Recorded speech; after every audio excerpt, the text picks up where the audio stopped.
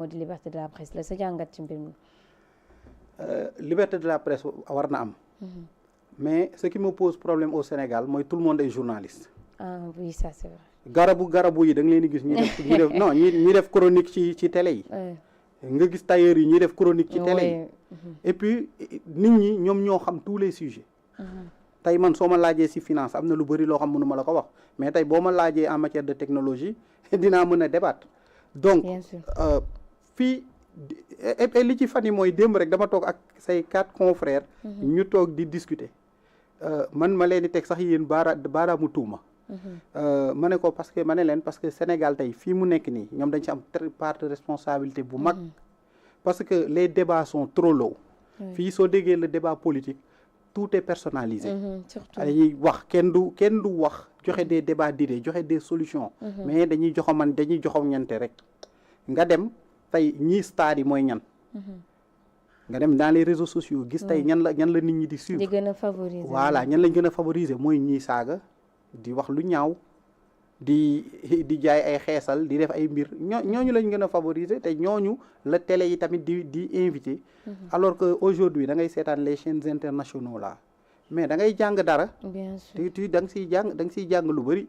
Et moi je pense que ni ministre bi peut-être moom li mu wax. Peut-être good intention la si am da si am intention bu baax. pour jéem a régulariser. ñeneen ñi it mën nañ ko gisee ni moom peut-être daf leen bëgg a noot mais lu ci mënti am rek nañu toog waxtaan ñu trouver solution parce que je pense que dañu war a assainir la presse sénégalaise loolu moom lu ñu war a assainir les réseaux sociaux. parce que it's about time parce que li nga fiy gis lii du ñun te du li nga xam ni mooy représenter ñun suñu culture.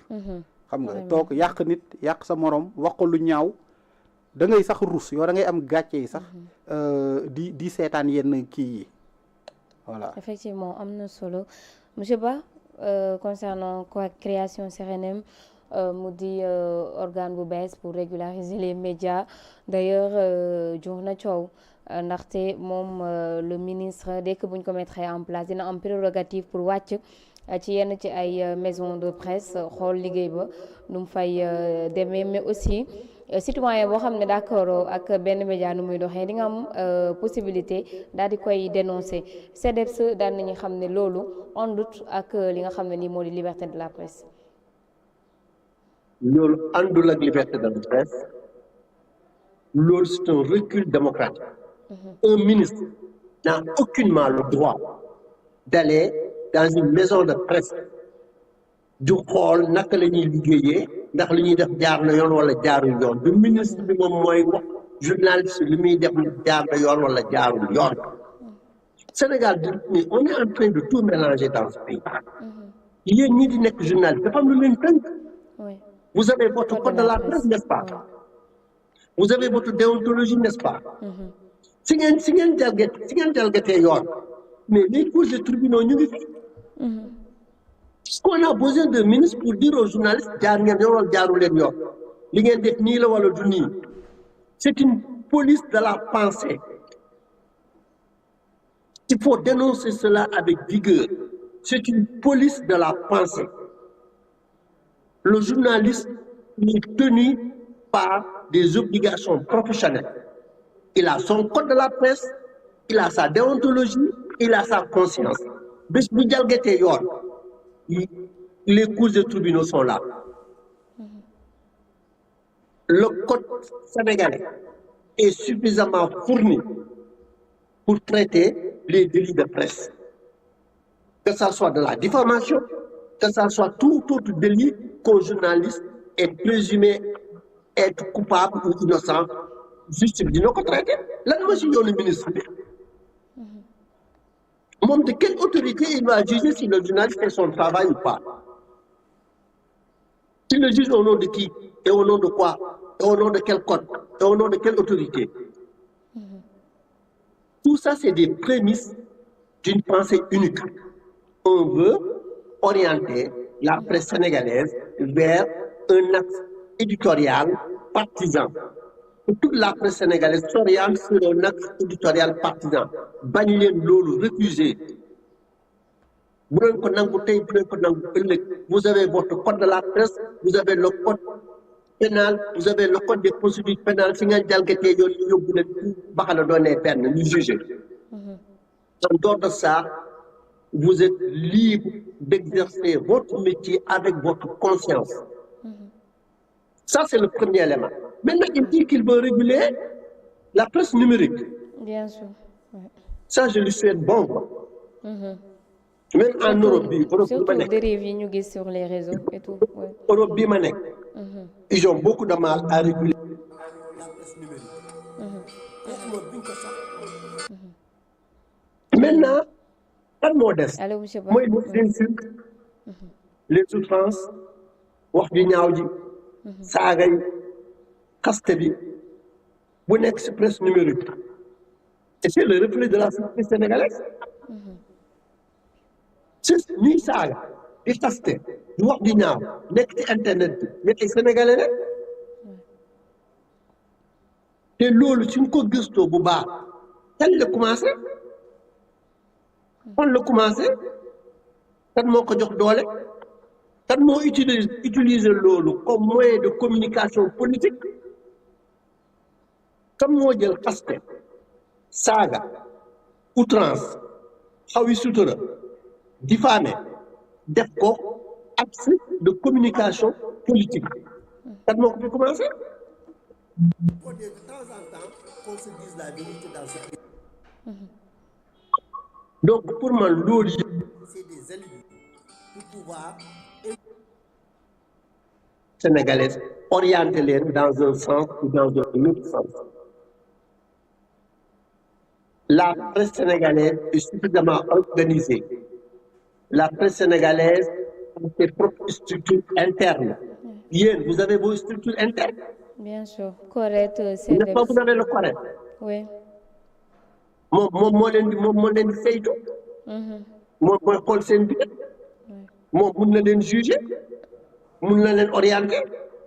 si ngeen déggee si ngeen defee nag loo xam ne nag jaadul ba justice bi war a saisir on va à la justice. lan moo si yoonu ministre bi lan moo si yoonam moom na ma wax rek au nom de quoi leen juger presque. un autre élément mooy. ban élément oui. ñoom bi ñu ñëwee ba léegi pouvoir lan leen def pour dooleel presse bi. ana seen subvention yi ñu leen doon jox est-ce que jot ngeen ko. am na ñenn ñu ko jotul am na ñenn jot am na ñenn jot. am na ñenn ñu jotul. oui. Est-ce qu'aujourd'hui la fiscalité est-ce qu'on a mis en place une fiscalité qui vous est favorable parce que la presse au-delà d'être une entreprise wala un projet d'information de communication c'est une entreprise économique. Est-ce qu'on a mis en place une fiscalité qui favorise aujourd'hui l'économie de la presse cet écosystème boobu est-ce qu'on a mis en place une fiscalité bu leen di yombalal seen buy dëgëral seen économie.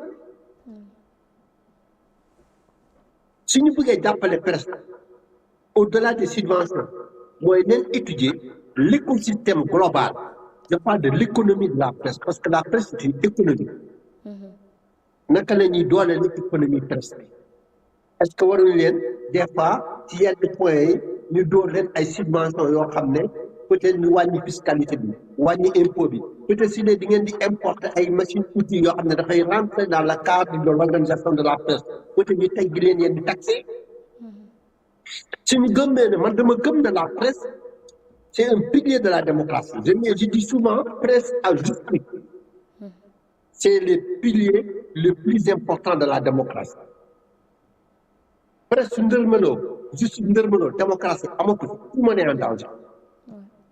Donc c'est pour ça que je dis qu'aujourd'hui on doit veiller à renforcer la presse dans sa diversité et dans son économie. Surtout, merci. Et dans son économie. Beneen affaire bi mooy aujourd'hui Oui. j'ai entendu votre invité dire que le débat global au Sénégal n'est pas de qualité dafa low maanaam dafa suufe. Effectivement. Mais kooku c'est un constat tellement vrai ça fait plus de des années maa ngi jooytu loolu. Et pour man c'est même pas la faute du gouvernement.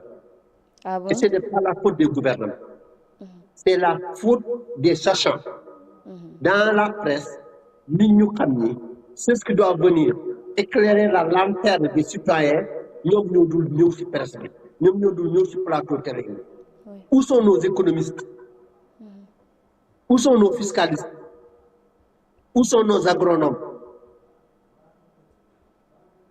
On ne les entend pas. De telle sorte que la nature a horreur de vie. À un moment donné, l'espace a été occupé par des gens qui sont venus pour vendre tout ça. Et depuis 4 ans, 5 ans, 6 ans, on observe une descente, mais d'une médiocrité, mais terrible au niveau de la presse sénégalaise. Je ne parle pas des journalistes. Les journalistes essaient de se battre comme ils peuvent. Mais les journalistes, ils ont besoin d'avoir des experts qui viennent dans les plateaux, mais éclairer la lanterne des Sénégalais sur des sujets. Mais les gens préfèrent ne pas venir. Ça, c'est le premier élément. Monsieur Ba, sorry, si li ma la dagg mais dama la bëgg a laaj est-ce que ñooñu dañu ragal ndax li fi am ci réseaux sociaux yi parce que moi personnellement usually sama biir famille sax dañ may naan non bul kii bul wax parce que tam ñu saaga la est-ce que ñooñu tamit du loolu moo tax ñoom ñu ragal a ñëw ci média yi. gis nga su dee da ngaa gëm xam-xam nga gëm yow li ngay wax dafay jàppale askan wi nga gëm li ngay wax dafa amal askan wi njëriñ ay saaga ay xaste warulaa tiital gis nga ku leen saagu la yow mais dafay wax ci niveau bu mu toll niveau saaga la toll donc bàyyi ko ci saaga bi à la limite boppam lay saaga parce que képp kuy saaga ci réseaux sociaux du wax lu bon wax ji même su lu si tuddee moom moo ko moom parce que